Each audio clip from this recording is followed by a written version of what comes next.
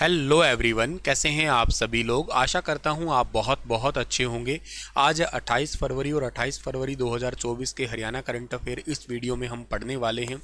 तो आइए सेशन की शुरुआत कर देते हैं हम लोग। और कल आपसे सवाल पूछा था, उस सवाल का ठीक जवाब क्या होगा उससे पहले अगर आप लोग इस क्लास का पीडीएफ लेना चाहते हैं तो आप स्टार IQ टेलीग्राम नाम का चैनल है, वहाँ पे डेली करंट अफेयर की क्लासेस के पीडीएफ जो है ना आपको मिल जाएंगे। पिछले 2 दिनों के पीडीएफ अपडेट नहीं हुए थे, जो कि आज हो जाएंगे सारे के सारे अपडेट आपके शाम तक। और आप मेरा इंस्टाग्राम भी ज्वाइन कर सकते हैं, स्टार IQ एजुकेशन, इसे फॉलो कर सकते हैं इंस्टाग्राम पे। वन मित्र, थोड़े दिन पहले मैंने करंट अफेयर पढ़ाया था, याद है आप लोगों को। अब आने वाले पेपरों के लिए बहुत ज़रूरी होगा। आओ करे धरती का श्रृंगार, पेड़ पौधे हैं इसके अलंकार, ये इस तरीके का कुछ स्लोगन है। और 1,80,000 की वार्षिक आय से कम वाले जो परिवार हैं उनके किसी भी एक सदस्य को जिसकी उम्र 18 साल से लेके और 60 साल के बीच में है, उसको इस योजना का लाभ मिल सकेगा। इसमें पहले चरण में टोटल जो है ना 7,500 स्थानीय स्वयं सेवी भागीदारों को इस योजना के तहत वन मित्र के रूप में आर्थिक लाभ मिलने वाला होगा। इसका उद्देश्य बस यही है कि हरियाणा के अंदर ज़्यादा से ज़्यादा लोग पौधे लगा सके, स्वच्छता का थोड़ा ध्यान रख सके, इसी के लिए ही ऐसा है। और इनको कुछ फाइनेंशियली हेल्प भी मिलेगी। पहले 4 सालों तक वन मित्र को प्रति जीवित पौधा जो है ना वो मान्यता दिया जाएगा। अब आप सोच सकते हो कि बहुत अच्छे लेवल की योजना स्टार्ट की है, मैं तो मान रहा हूँ, जिससे हरियाणा में एक लगभग बड़ी बड़ी कमी है ही कि जो फॉरेस्ट एरिया है वो बहुत कम है। तो इसी को सुधारने के लिए ही ये ऐसा किया जा रहा है अभी। खैर, आगे बढ़ते हैं। अगला सवाल है कि हरियाणा के किस बॉक्सर को NBA इंटर कॉन्टिनेंटल टाइटल 2024 का खिताब मिला था। तो ये सवाल मैंने पढ़ाया था आपको पिछली क्लास में, जिसका आंसर आपका था मनदीप जांगड़ा। ठीक है। आज का पहला करंट अफेयर जो कि बहुत ज़्यादा इंपॉर्टेंट है, समझ सकते हैं पेपर में ज़रूर आपको आने वाला ही मिलेगा। हाल ही में किस जिले को हरियाणा पुलिस कमिश्नरेट बनाने की घोषणा की है। अब से पहले हरियाणा राज्य के अंदर जो है ना 3 पुलिस कमिश्नरी थी। टोटल 1/4 और एड ऑन कर दी गई थी अभी थोड़े दिन पहले ही सोनीपत, और अब एक और एड ऑन हो रही है, मतलब टोटल 5 पुलिस कमिश्नरी हरियाणा में अब हो जाएगी। पहले तो इस सवाल का ठीक आंसर बताता हूँ आपको मैं। हरियाणा का झज्जर जिला है। इससे पहले सर कौन कौन सी पुलिस कमिश्नरी थी। देखो, आपको याद होगा कि हरियाणा जिले के अंदर जो पुलिस कमिश्नरी थी इससे पहले वो थी गुरुग्राम एक तो। अच्छा सर, गुरुग्राम के बाद में दूसरा जो था वो आपका जिला कौन सा है, वो है फरीदाबाद है, फरीदाबाद। और तीसरा जो है वो कौन सा, वो था पंचकुला। अच्छा, इसके बाद में जो इंपॉर्टेंट पिछले साल का आंकड़ा निकल के आया वो 4 नंबर पे सोनीपत, और इसका क्वेश्चन एग्जाम में पूछा भी जा चुका है, तो इंपॉर्टेंट है ये सवाल। और अब 5वीं पुलिस कमिश्नरी हरियाणा के अंदर हो चुकी है जी, कौन सी, झज्जर की। तो पांचों ये वेरी वेरी इंपॉर्टेंट है, अच्छे से एग्जाम में पूछा जा सकता है आपसे इनका सवाल। मुख्यमंत्री जी ने घोषणा कर दी है। NCR के 4 जिले हैं, जिसमें से गुरुग्राम, फरीदाबाद, सोनीपत और झज्जर हो गया है। और जिसमें से एक NCR में कौन सा नहीं आ रहा है, NCR में नहीं आ रहा है, वो पंचकुला नहीं आ रहा है। ठीक है, ये तो घोषणा हो गई, चलो ठीक है, समझ में आने वाली। अब थोड़ा और भी समझने की कोशिश करते हैं कि हरियाणा के अंदर कौन कौन सी पुलिस रेंज है। तो पुलिस रेंज हरियाणा के अंदर है, पहली एक तो करनाल है। करनाल हरियाणा के अंदर पुलिस रेंज में आती है। दूसरी हरियाणा की पुलिस रेंज है रोहतक, रोहतक।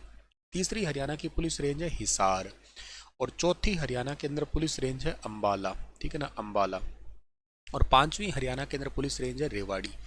रेवाड़ी साउथ रेंज कहलाती है, ये ध्यान रखना आप लोग। तो 5 ही पुलिस रेंज होगी हरियाणा में और 5 ही हरियाणा के अंदर पुलिस कमिश्नरी होगी। अब बात आती है हरियाणा के अंदर पुलिस जिले कितने हैं। तो पुलिस जिले हरियाणा में हो गए 3। पहला कौन सा है सर, पहला है हांसी, जो कि हरियाणा का सबसे पहला बना और ये हिसार जिले में पड़ता है। दूसरा कौन सा सर, दूसरा है मानेसर। मानेसर भी पुलिस जिला है, ये कहाँ पे पड़ता है सर, ये पड़ता है गुरुग्राम में। हालांकि पुलिस जिले के अलावा हरियाणा का नगर निगम भी है अभी ये। और तीसरा जो है पुलिस जिला अभी थोड़े समय पहले ही बना था, पिछले ही साल, डबवाली। ठीक है ना, डबवाली। और डबवाली कहाँ पड़ता है सर, ये पड़ता है जी सिरसा जिले के अंदर पड़ता है, ये सिरसा के अंदर है। ठीक है, तो तीनों आपको याद करने हैं ये वाले। अच्छा, इसके बाद में याद रखना, ये मानेसर का नहीं क्वेश्चन आया था पेपर में, ये कब बना था, तो ये 2018 में बना था, फरवरी 2018 के अंदर। ठीक है।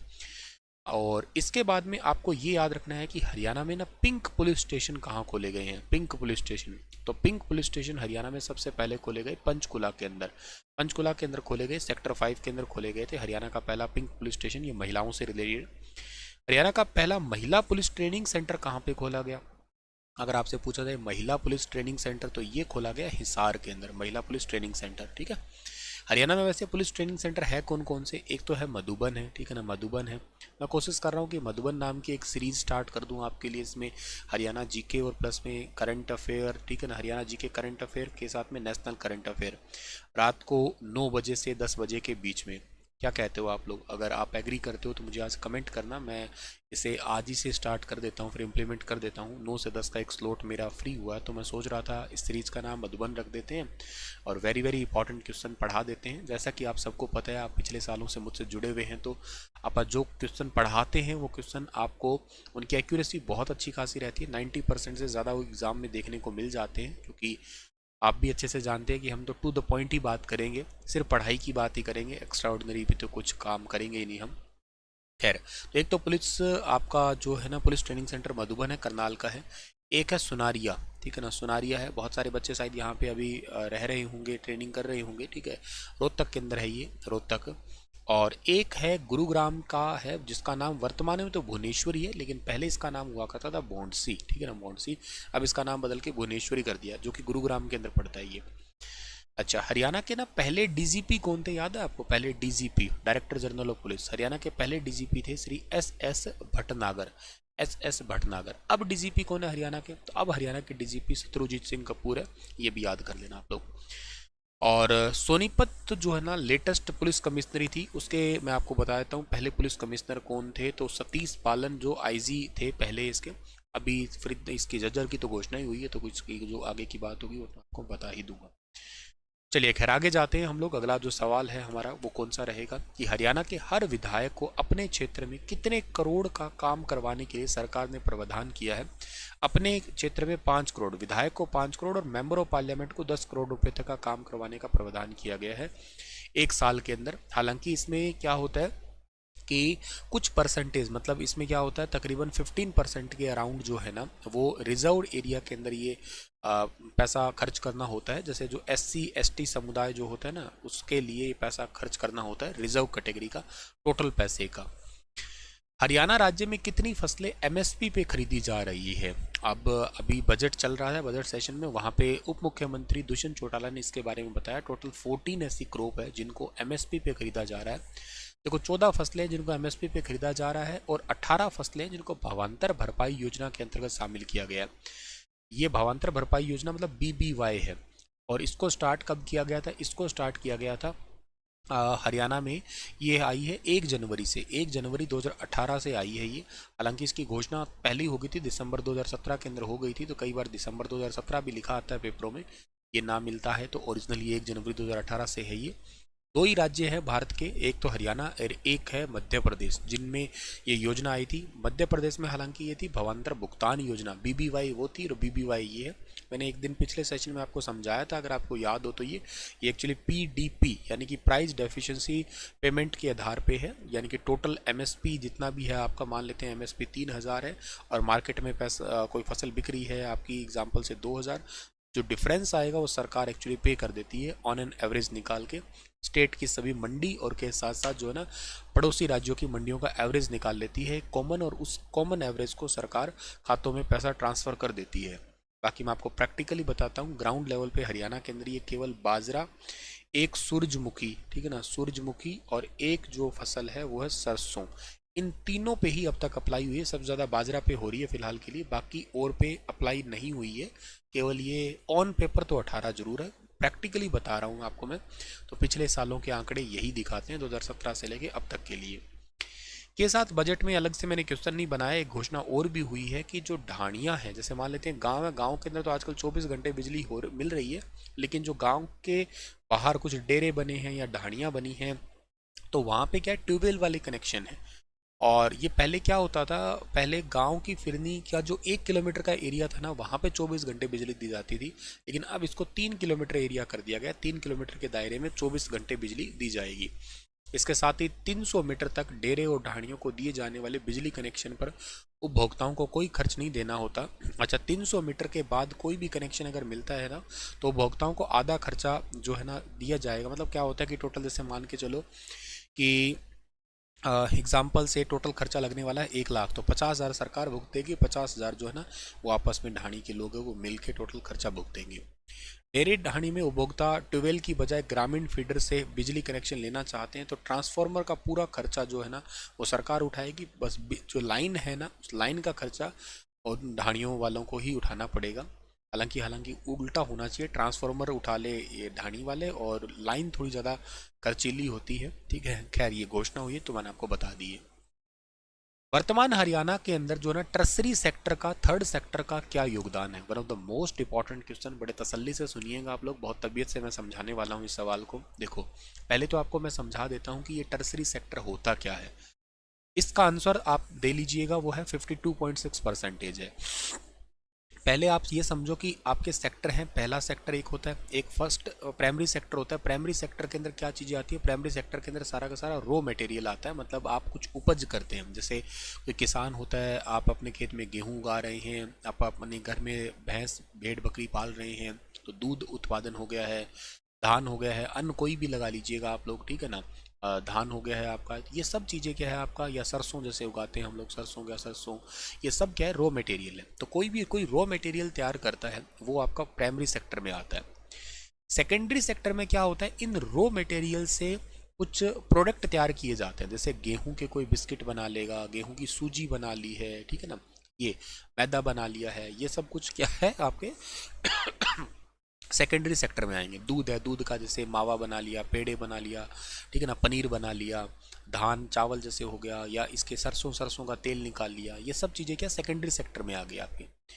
टर्सरी सेक्टर में क्या आती है, सर्विसेज आती है, सारी सर्विस आती है आपकी। और सर्विस इसी सेक्टर में सबसे ज़्यादा पैसा है एक्चुअली। सर्विस सेक्टर का मतलब क्या है, जैसे फॉर एग्जांपल के लिए भाई मेरे पास में खेत नहीं है, पर मेरे पास में जो है ना खेत नहीं है तो मैं गेहूं नहीं उगा पाऊंगा, मेरे पास फैक्ट्री नहीं है तो इसका मतलब मैं इसके बिस्किट नहीं बना पाऊंगा। पर मेरे को बिस्किट खाने तो मैं मार्केट में गया, 10 रुपये लेके गया और लो 10 रुपये में मेरे को बिस्किट मिल गए। ये हो गया सर्विस एक्चुअली।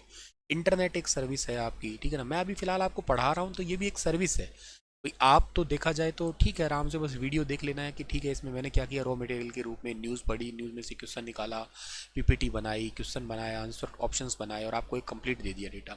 तो ये भी एक टाइप की सर्विस है। इंटरनेट एक सर्विस है, बैंक एक सर्विस है, इसके अलावा ये एजुकेशन हो रही है, कोचिंग हो रही है, सब कुछ सर्विस है। सर्विस सेक्टर में ही सबसे ज़्यादा पैसा है और धीरे धीरे हर कोई इसी सर्विस के अंदर एंटर कर रहा है। भारत जो भी देश इस सेक्टर पे आ जाता है ना, थर्ड पे, तो यूँ समझो वो देश जो है ना विकसित बन जाता है। पर आप कहोगे सर भारत विकसित क्यों नहीं बना, भारत का भी ओवरऑल 50 से भी ऊपर का आंकड़ा हो गया।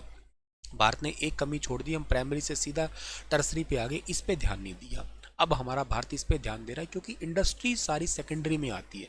इंडस्ट्री होना भी अपने आप में जरूरी है, तभी तो सर्विस दोगे आप लोग। अब एक बात समझिएगा, कोई कहते हैं कि सर्विस चाहिए, अब मान लेते हैं कि पढ़ाना हर कोई चाहता है कि हाँ ठीक है पढ़ा ले, पर पढ़ाने के लिए पढ़ कोई नहीं रहा है ना। बात समझ रहे हो ना आप लोग भी। फॉर एग्जाम्पल मैं कह दूं कि मैं पढ़ाता हूँ, मैं पढ़ाना जानता हूँ, मैं पढ़ाना ही चाहता हूँ, पर पढ़ाने के लिए मुझे पहले पढ़ना तो पड़ेगा ना, कंटेंट तो तैयार करना ही पड़ेगा। ऐसा तो है नहीं कि मैं गूगल हूँ या कोई और पर्सन मेरे दिमाग में सीधा सीधा कोई ऐसी एंट्री लेवल की कोई चीज़ होगी डायरेक्ट ही वो एंटर कर जाए। पहले पढ़ना पड़ता है ना, कंप्लीट डेटा तैयार करना पड़ता है। कोई भी टॉपिक मुझे पढ़ाना है आपको, फॉर एग्जाम्पल के लिए मैं आपको कोई भी टॉपिक पढ़ा रहा हूँ करंट अफेयर के अंदर, तो पहले मेरे को वो न्यूज़ बहुत अच्छे से पढ़नी पड़ेगी। अब उसमें क्या क्या डाउट आपके आ सकते हैं वो मुझे कलेक्ट करना पड़ेगा। मान लेते हैं यही न्यूज़ लगा लो, टर्सरी सेक्टर आया, तो अब ये कॉमन सेंस है कि बच्चे का डाउट आएगा कि यार टर्सरी है तो कोई प्राइमरी सेकेंडरी भी तो होता ही होगा, तो क्या होता है टर्सरी। तो इसके लिए मैंने पहले कंटेंट मान लो बनाया, तैयार किया होगा, फिर मैं आपको पढ़ा रहा हूँ। तो ये कंटेंट तैयार करना मतलब ये सेकेंडरी सेक्टर हो गया ना एक प्रकार से। तो ऐसे है कि आपका रो चीज़ों को फर्नेस तैयार करना।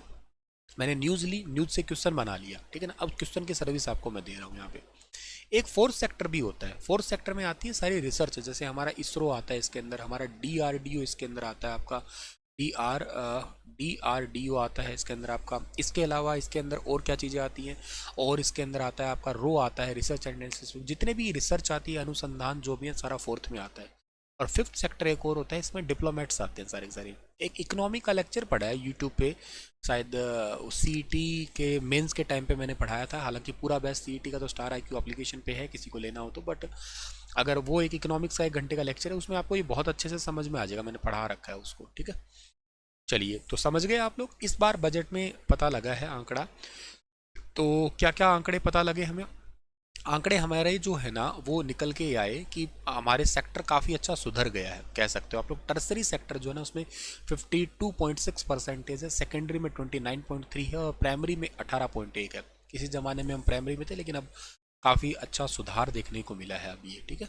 इस बार का बजट कितना आया था ये मैंने ऑलरेडी आपको पढ़ा ही दिया है, ठीक है।